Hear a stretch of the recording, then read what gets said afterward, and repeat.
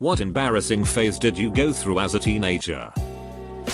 I used to want to sound like a cool, edgy, emo writer or something. So I would narrate things that were happening around me out loud. I remember at a family event we were roasting s'mores and I was just like fire. Slowly burning, destroying and turning everything black. I can't remember anymore because I'm cringing too hard.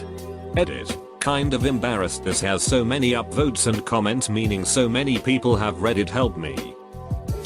My friends and I all had liver journals and we would regularly passive aggressively communicate with each other through them.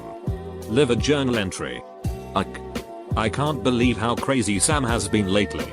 I know her boyfriend broke up with her, but that was months ago. She's no fun to hang around anymore. Sam's liver journal entry. The following day, I am sick and tired of people. WHO don't understand what it's like to have a broken heart. I talked and acted like I was from the 18th century. And even adapted my handwriting to include those old style ligatures between S and T. For example, I bought a frilly shirt second hand and wore it with a waistcoat and a vaguely old fashioned military jacket. This peaked when I was 14 or so, and no, it didn't make me the popular girl. Luckily I wore a school uniform, UK, so people only witnessed these terrible outfits on our rare non-uniform days. Thinking that my angst would be seen by potential mates as mysterious and cool, when in reality I was just insufferable and self-absorbed. When I first got Facebook, I had a phase where all of my status updates had to have a song lyric in it. I had hair over one eye because I thought I looked like Jessica Rabbit. Spoiler, I definitely did not look like Jessica Rabbit. After that, I shaved the underside of my hair a la the little girl on The Crow. Can't rain all the time. As a nation kid, AZN pride was in full effect. I had the spiky hair that had so much damn LA looks hair gel in it. I'm surprised I didn't go bald. Yelling out, "Got rice," and writing AZN on school desks are other phases I just cringe at. Also attempted to break dance, even though I have the rhythm of a wet noodle. Cheesy. Overwrought love letters to girls I dated for a month or two. Sometimes I just want to hold you until you ducking crumble. If you have Netflix, watch the documentary Mortified Nation. People save these notes in teen diaries and read them aloud to rooms full of strangers. It is great.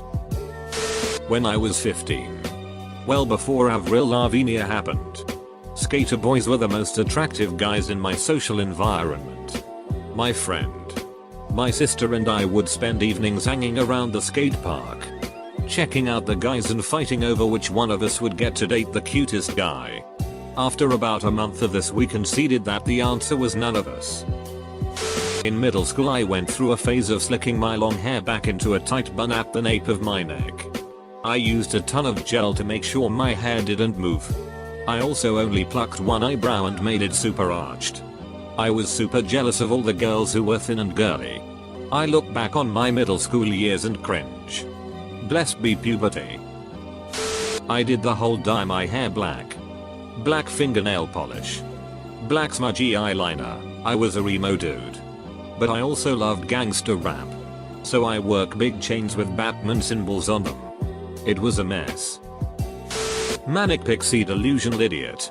I thought by trying to turn myself into the opposite of every female stereotype, super into sex, not into commitment, love sports and blues, not into emotional BS, not into makeup or standard fashion, not into gifts, said PMS was a load of crap, etc. Guys would be dying to be with me. They would gush tell their friends about how I was so cool and not like other girls. Turns out that being a big fake isn't that attractive at all. There was that time frame where quiet little me wanted to stand out. I wore different types of Osiris shoes. One a navy blue and the other white and red. Wore jeans with gaping holes in them. Some I had to wear shorts underneath to cover certain areas. Used to do the weirdest stuff to my hair. I must have looked homeless walking around school. I grew up in a small town in New York. Graduating class of 100.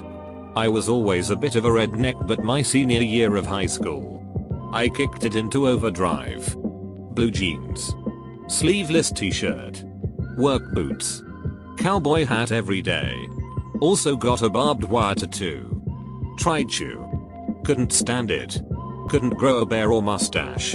But I know I would have, had I been able to. Luckily, I haven't found any photographic evidence of this phase. I used to walk around school throwing a bouncy ball against the walls everywhere I went. Edit. No, this isn't really cringy, but more so something that would look strange for someone not in high school to do everywhere he went. That edgy hot topic phase. It's literally the most low risk form of teenage rebellion. But as a black kid, that shit can really duck with your parents. And just fuels that teenage self-righteous "this is who I am" mom feeling. While I'm nearly 30 and have obviously moved past the teenage shit, the hot topic phase definitely influenced much of my current aesthetic choices. So I guess it never quite left. I bought Happy Bunny merch from Hot Topic unironically, along with those Trip Raver pants with the chains and Manic Panic amplified hair dye in blue. I owned band tees without ever listening to the bands because they looked XX hardcore XXX. I wrote angsty DBZ and Trigon Yaoi fanfiction. Multiple. That were over 100k words. DeviantArt. I was a very awkward introvert with some surprisingly serious anger issues. Reading back on a lot of stuff I wrote back then, I'm a bit surprised. Being into rave culture, I had a tongue piercing and wore hilariously huge alien pants with tassels on them. Sigh. Edit. Oops. UFO pants, not alien. B. I had business cards made, way before Vistaprint, that had my name, number and title of knight in shining armor. I would hand these out, with a smile, to any person that I found attractive, in or out of school. I thought I was really suave, but it is only embarrassing now as a group of newer friends and I were discussing this and them pretty much laughing at me for doing this. There were only like 3 kids in the whole school who were into martial arts. And I took it too far into the whole mystical Asia thing. I wasn't a weeaboo or anything, or a koriboo. It was taekwondo. I just dreamed of learning the mysteries of chi so I could do crazy kung fu shit. My only defense is that this was well before the internet and lots of people smarter than me believed in that stuff too. The misunderstood writer phase. I wrote daily blogs on MySpace that were basically just cryptic stream of conscious drivel. My friends ate that shit up. And I was so full of myself. In my early 20s. When I started dating a girl that didn't know me from those years, I went and deleted all the posts because I knew she'd eventually find my MySpace page. Part of me wanted to preserve it to look back at, but I was afraid that she wouldn't get it. Nuked it all. Thank God I did. I'm glad I scrubbed that sheet when I did. Nowadays I bet it'd be way more difficult to truly delete it all. At the time I considered my writing to be avant-garde. But now in my 30s I've realized that artists often label things as avant-garde when they really mean to say it's bad. I had older cousins that I looked up to.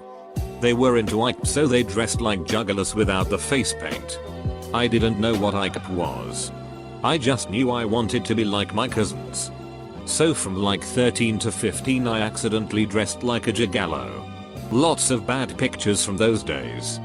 I walked into my cousin's house on a Saturday morning at like 8 AM when his family were away and his living room floor was strewn with hungover half-still drummed punks. Mohawks. Black leather with studs. 14-hole Doc Martens and bondage trousers everywhere.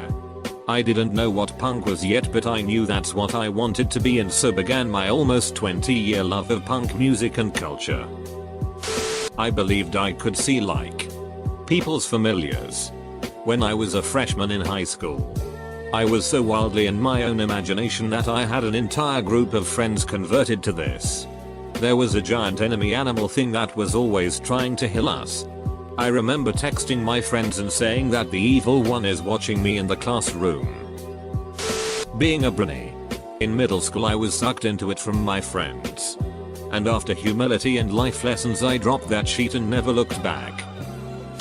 At like 14-15 I finally came to the conclusion that I didn't believe in any god at all.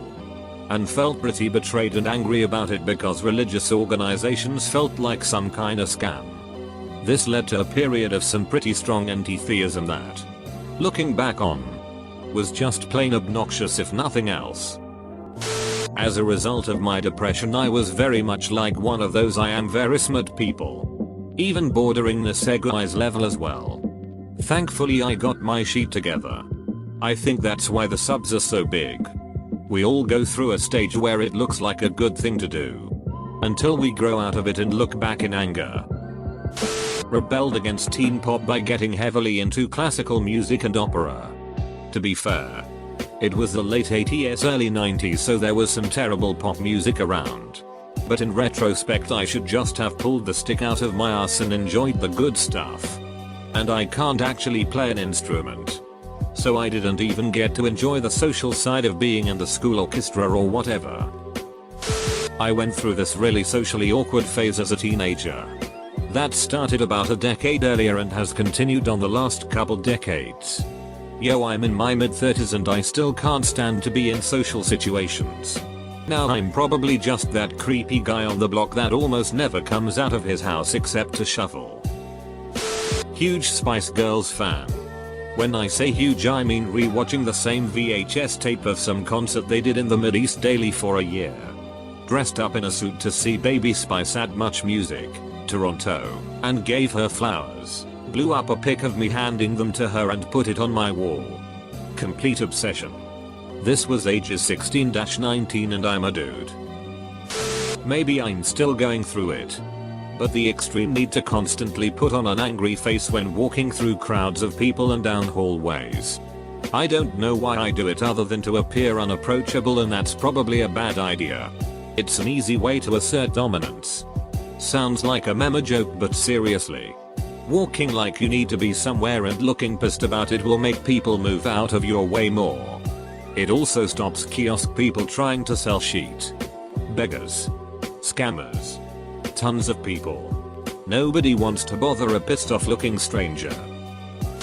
Imagining myself as a Marvel superhero and having fantasies about my secret identity being revealed during a fight in front of the whole school. So everyone would be shocked and amazed at how wrong they were about me. I hate this. I'm 20 and I do this now. Usually I imagine me singing amazingly to whatever song is coming from my headphones whilst using my superpowers to protect my university or workplace. Insane Teen Wolf style sideburns. I am very smartish speech opinions. Obsessed with anime before it was popular or even socially acceptable at all. Was always drawing in public and my art and stories were awful. Crippling depression, self-harm. I needed help but did not seek it for years. Turned out okay. Married. Have kid. Corporate job. Sideburns of a dignified respectable length. Drawing got better. Realized that my smarts were just hit loads of useless trivia. Realized my smart opinions were naive. Still love my 90s anime. As a preteen, I was too big for the clothes in the boys department and too small for the men's department. So I wore parachute pants every day. I suppose I could have worn sweats or whatever else. But I went with parachute pants. A few years later, when gangster rap was getting all the media attention, I got big into West Coast rap. Snoop, Dre, Tupac, Warren G. I was a pasty-assed white kid from New England and I apparently thought the housing development I lived in was the projects. After Tupac and Biggie got killed, the media stopped paying attention and I moved on.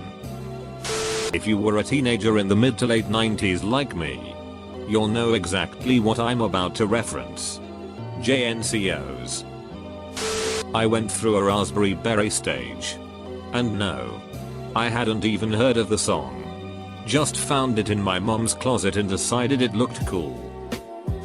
When I was a very young teen I was into a science fiction series where the characters would gain energy from sleeping on the ground from the Earth Mother or something. So, I proceeded to sleep on the floor of my bedroom for the next few months. The floor of my second story bedroom. I thought I was a werewolf in 9th grade. Recruited dozens of students into a pack and even managed to rope a counselor into it, which wound up with her getting fired for hosting magic rituals with us instead of counseling us. I can't live it down to this day. Wrote a lot of poetry, ended up joining the poetry club and then becoming president of it, mostly to impress one girl who I think went to like 4 meetings. I honestly cringe way more at my preteen, middle school self, who is basically incapable of socializing outside my group of 3 friends and was just an overall big dig mean person to my family. Really just a horrible little sheet. Man, I was goth AF. But a fake. You never really grow out of your goth phase. You just refine it. Most of my clothes are still black. I still collect oddities and have lots of skulls and stuff. I still love metal and go to shows. I just do my makeup a lot better now and I'm not externalizing my depression. Probably trying to fit in with the jocks popular kids. For context, I'm unathletic as duck but not fat or anything. Also, my social skills suck. There is one good thing I can get out of my experiences. And it's that I never tried this on someone of the opposite sex. Probably will save me a great deal of slightly more embarrassing memories. Stalinism. I am serious. Even got a teacher yelling at me once. However, my excuse is it's because I'm Russian, though I live in a EU country, and it's very typical for people to believe that Stalin did nothing wrong and the only reason why Westerners are criticizing him and making up atrocities, which are not made up, of course, is because Stalin industrialized Russia and established a public education system. While Westerners would love to see Russians uneducated, illiterate peasants and without any industry. My views were so anti-historical and anti-reality in retrospect. I was a preteen up in the early 80s and my friends and I were a bit like the kids of Stranger Things. We were into arcade, Star Trek, pulp sci-fi books, Lord of the Rings, and hex strategy games, trading cards. It was awkward in those days. Today it is romanticized.